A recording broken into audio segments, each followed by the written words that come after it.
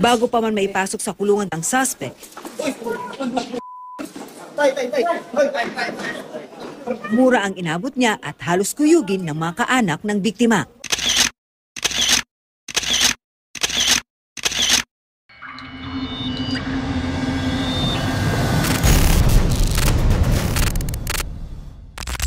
Isang lalaki ang walang awa na ginalaw ang isang ginang at kasabay rin nito ay ang pagpapanood ng insidente sa harap mismo ng asawa ng biktima habang ang suspect ay nagpapakasasa sa katawan ng ginang. Kaya naman, ang notorious na salarin na ito ay lubhang mapanganib na sinasabing ng bibiktima sa Caloocan at San Jose, Bulacan.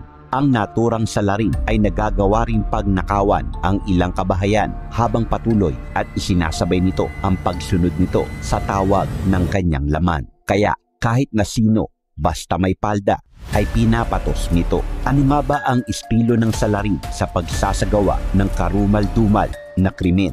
Ano ang kanyang dahilan? Sapat ba ang mga dahilang ito upang gawin niya ang insidente? Ating tuklasin ang mga sagot sa tanong sa mga susunod na bahagi ng ating istorya ngayong araw. Pero bago natin sagutin yan, kung bago ka pa lang sa ating channel, ay inaanyayahan kita kaibigan na mag-subscribe sa ating channel at i-hit ang notification bell para ma-notify ka sa ating mga susunod na episodes. Salmo 82, 3-4. Bigyan ninyo ng katarungan ang mga dukha at ulila. Ipagtanggol ninyo ang karapatan ng mga nangangailangan at inaapi. Iligtas ninyo ang mahihina at mga nangangailangan mula sa kamay ng masasama. Nagkagulo ang mga residente sa bayan ng North Caloocan sa San Jose del Monte, Bulacan dahil umano sa mabilis na pagkalat ng hindi magandang balita na nagdulot ng takot sa mga mamamayan ng nasabing lugar. Ang balita ay nagbigay pangamba dahil sa kakaibang estilo ng salarin sa pagsasagawa nito ng hindi makataong kilos. Sinasabing isa sa mga nabiktima ng notorious na suspect ay si Angie na residente ng nasabing lugar.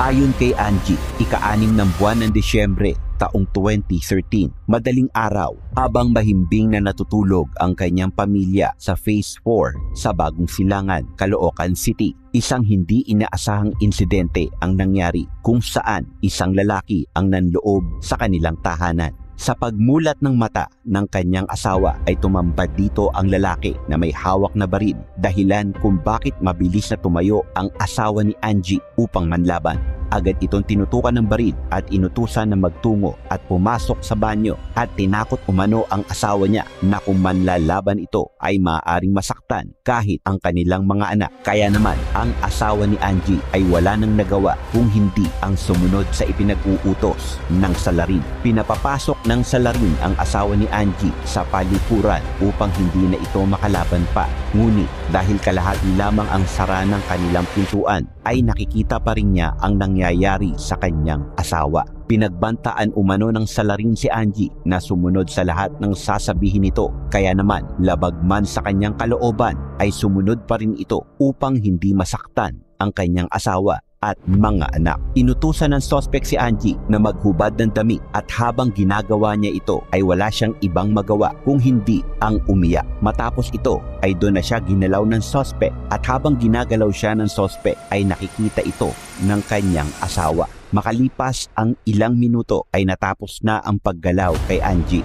Ngunit bago pa tuluyang umalis ang salarin sa tahanan nila Angie ay nag-iwan pa ito ng pagbabanta. Sa kabilang banda, isa pang biktima na si Sheila ang nakaranas ng karumal-dumal na insidente kung saan tanghaling tapat noong buwan ng Nobyembre taong 2014 habang nasa loob ng bahay kasama ang kanyang mga anak ay pumasok ang salarin at tumayo sa harap ng pinto at tumingin sa loob ng bahay. Nagtaka naman si Sheila sa naging kilos ng lalaki at kung bakit ito nasa harapan ng kanilang pintuan. Kaya naman tinanong niya kung ano ang kailangan nito. Ayon sa kanya, makikiinom lamang ang sinasabing rason ng salarin at pinainom naman ito ni Sheila at pagkaraan ng ilang sandali ay umalis na ang salarin. Dahil dito, kinutuban si Sheila na pinagpaplanuhan ng Salarin ang kanilang bahay, ngunit hindi malinaw sa kanya kung ano ang motibo nito at kung kailan ito tunay na sasalakay. Kaya naman, naging alisto siya sa lahat ng oras. Makalipas ang ilang araw ay walang nangyaring masama sa kanila, dahilan upang makalimutan na rin niya ang lalaking kanyang nakita. Nang sandali namang kampante na si Sheila ay doon sumalakay ang Salarin, kung saan alas 7 ng gabi.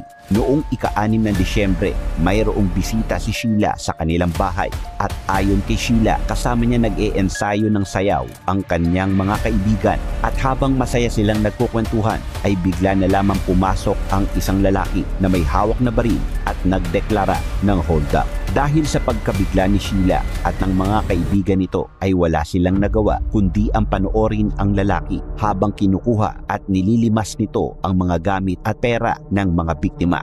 Bago naman tuluyang lumabas ang sospek ay pinatay rin nito ang ilaw at isinarado rin ang pinto. Matapos tumakas ang Salarin ay umakyat sa taas ng bahay si Sheila, habang si Behay naman na kasama ni Sheila ay tiningnan ang labas ng bahay upang silipin kung tuluyan na nga bang umalis ang Salarin. Sa pagsilip ni Behay sa sospek ay nakita niyang iyon ay nandoon pa rin, kaya naman pinalo niya ito ng baseball bat, ngunit nang mahampas ng baseball bat ay bigla itong nagpaputok ng baril ng 4 na beses. Matapos ito ay muling sinilip ni Sheila si Behay, ngunit nagulat siya sa kanyang nakita. Mabilis siyang bumaba sa bahay at sinilip si Behay, ngunit labis ang kanyang gulat nang makita niya ang katawan ni Behay na wala ng buhay at may tama ng baril.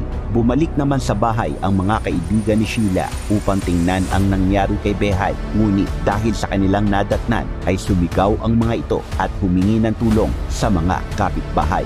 Batay sa isinagawang pagsusuri sa katawan ng biktima, matinding tama ng baril sa iba't ibang bahagi ng katawan ang naging sanhi ng pagkasawi ng biktima. Batay rin sa mga impormasyon, malakas ang hinala ng mga pulisya na pumunta sa ospital ang Salarin upang magpagamot dahil sa natamong sugat sa paghampas ni Behay sa ulo nito. Mabilis naman na nagtungo ang pulisya sa ospital, ngunit bigo silang makita ang Salarin.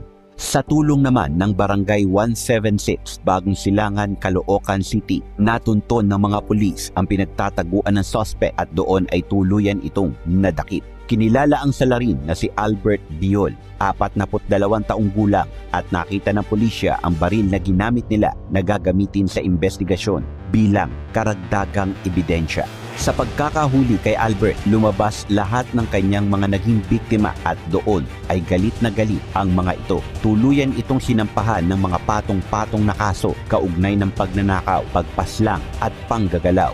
Nakapiit sa Caloocan City Jail si Albert Biol, habang noong ika-10 ng Pebrero taong 2018 ay nagpaplano umano itong tumakas kasama ang 6 pang mga bilanggo. Naging marahas din umano ang grupo nito at maging ang pagbabantay sa kanila ay pinagtulungan nilang bugbugin.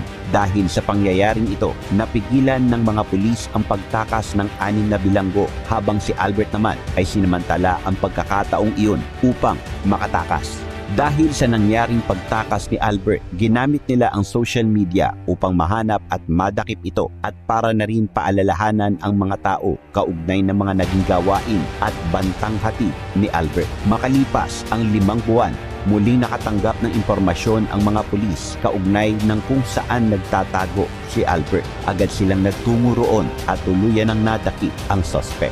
Dinala ito sa NCR Police Office at nangako si Chief Superintendent Guillermo Eliazar na hindi na muling makakatakas pa ang nasabing suspect. Humingi man ng tawad si Albert sa mga Salarin, diretso pa rin ito sa bilibid dahil sa dami ng kasalanang ginawa nito. Sa kabila ng pagkakakulong ng suspect, hindi pa rin mababago nito ang sakit na naramdaman ng kanyang mga nabiktima. Ang naranasan ni Angie sa kamay ng suspect ay habang buhay nitong dadalhin na tila ba isang bangungot na mahirap kalimutan.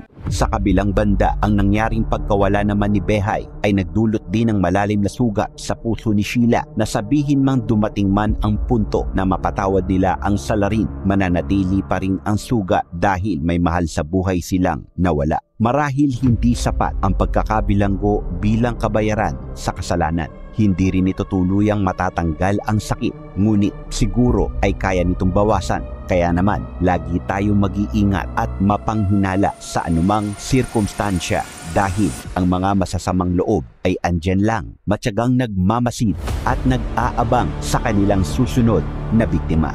So ngayon, alam mo na ha?